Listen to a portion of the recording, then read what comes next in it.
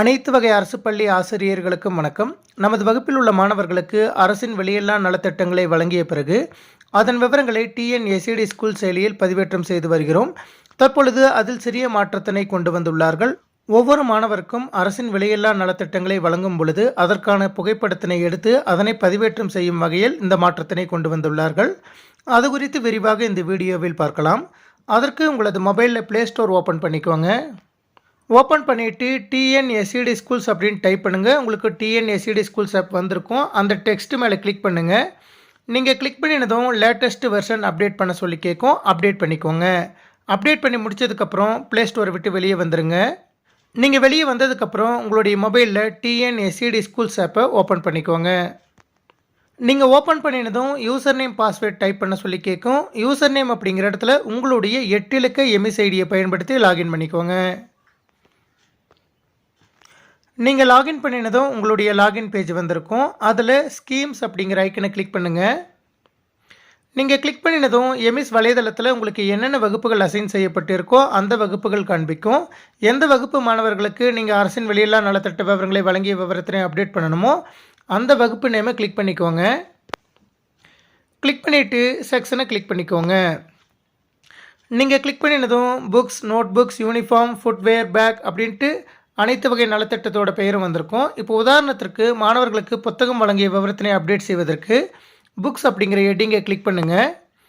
Click பண்ணினதும் 2024-25 அப்படின்னு வந்திருக்கும். Please select அப்படின்ட்டு ஒரு டவுன் இயரை கொடுத்துருப்பாங்க. அந்த டவுன் இயரை கிளிக் பண்ணிவிட்டு டேர்ம் 1 செலக்ட் பண்ணிவிட்டு ஓகே கொடுத்துக்குவாங்க. அதன் பிறகு செலக்ட் சப்ஜெக்ட் அப்படின்னு ஒரு ட்ராப் டவுன் பாக்ஸ் வந்திருக்கும். அதை கிளிக் பண்ணிவிட்டு எந்த புத்தகம் நீங்கள் வழங்கிய விவரத்தினை அப்டேட் பண்ணணுமோ அந்த ஆப்ஷனை செலக்ட் பண்ணிக்கோங்க. தமிழ், ஆங்கிலம் புத்தகம் வழங்கிய விவரத்தை அப்டேட் பண்ணுவதற்கு term 1, volume 1, Tamil and English அப்படிங்கிற ஆப்ஷனை செலக்ட் பண்ணிவிட்டு ஓகே கொடுத்துக்கோங்க. ஓகே கொடுத்ததும் டிஃபால்ட்டாக உங்களது வகுப்பில் உள்ள அனைத்து மாணவர்களுடைய பெயரும் வந்துட்டு அவர்களுடைய பெயருக்கு பக்கத்திலேயே ஸ்டேட்டஸ் அப்படிங்கிற இடத்துல எஸ் அப்படின்னு வந்திருக்கும். தற்பொழுது அனைத்து மாணவர்களுக்கும் நீங்கள் புத்தகம் வழங்கும் போது ஏற்கனவே புகைப்படம் எடுத்து வைத்திருந்தீங்கன்னா அந்த புகைப்படத்தை அப்லோட் பண்ணுவதற்கு அந்த மாணவருடைய பெயருக்கு பக்கத்திலேயே லாஸ்ட் காலத்தில் இமேஜ் அப்லோட் அப்படின்னு கொடுத்துட்டு சூஸ் ஃபைல் அப்படின்னு ஒரு ஆப்ஷன் கொடுத்துருப்பாங்க. அதை கிளிக் பண்ணிக்கோங்க.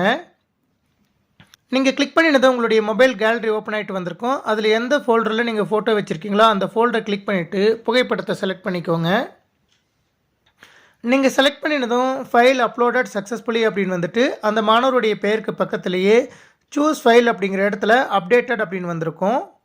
இது போல் ஒவ்வொரு மாணவருக்கும் நீங்கள் புத்தகம் வழங்கும்போது எடுத்த புகைப்படத்தினை சூஸ் ஃபைல் அப்படிங்கிற ஆப்ஷனை கிளிக் பண்ணிவிட்டு தனித்தனியாக அப்லோட் பண்ணிவிட்டு அனைத்து மாணவர்களுக்கும் அப்டேட் பண்ணி முடிச்சதுக்கப்புறம் லாஸ்ட்டாக இருக்கக்கூடிய சேவ் அப்படிங்கிற ப்ளூ கலர் பட்டனை கிளிக் பண்ணிக்கோங்க.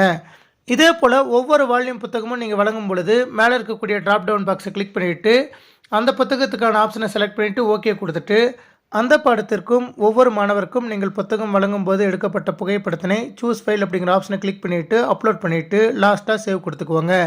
இதே போன்று நீங்கள் நோட்டு புத்தகம் வழங்கிய விவரத்தினை அப்டேட் செய்வதற்கு நோட் புக்ஸ் அப்படிங்கிற ஆப்ஷனை கிளிக் பண்ணிவிட்டு செலக்ட் டேர்ம் அப்படிங்கிற ஆப்ஷனை கிளிக் பண்ணிவிட்டு டேர்மை செலக்ட் பண்ணிவிட்டு ஓகே கொடுத்துட்டு அதே போல் செலக்ட் ஐட்டம் அப்படிங்கிற ஆப்ஷனை கிளிக் பண்ணிவிட்டு என்ன நோட்டு புத்தகம் வழங்கினீங்களோ அதனுடைய விவரத்தை செலக்ட் பண்ணும்போது மாணவர்களுடைய பெயர் வந்துட்டு லாஸ்ட்டாக சூஸ் ஃபைல் அப்படின்னு வந்திருக்கும்.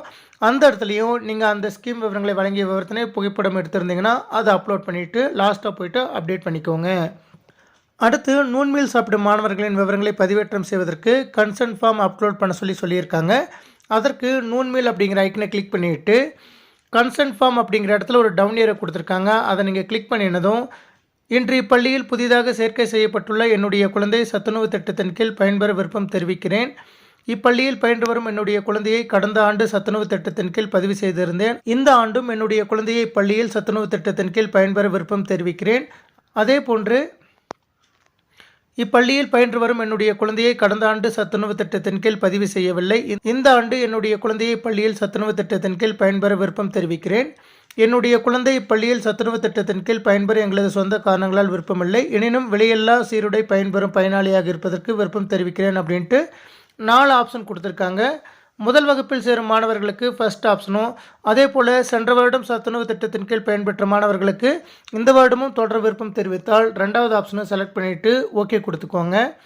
ஓகே கொடுத்துட்டு கன்சர்ன் ஃபார்ம் அப்லோட் அப்படிங்கிற இடத்துல சூஸ் ஃபைல் அப்படிங்கிற ஆப்ஷனை கிளிக் பண்ணிவிட்டு பேரண்ட்டிடம் கன்சர்ன் ஃபார்ம் நீங்கள் வாங்கியிருந்தீங்கன்னா அதற்கான ஃபைலை இந்த இடத்துல அப்லோட் பண்ணினதும் அப்டேட்டட் அப்படின்னு வந்திருக்கும். இது போல் உங்களது வகுப்பில் உள்ள அனைத்து மாணவர்களுக்கும் சத்துணவு சாப்பிடும் மாணவர்களின் விவரங்களை அப்டேட் செய்து கொள்ளலாம். நன்றி.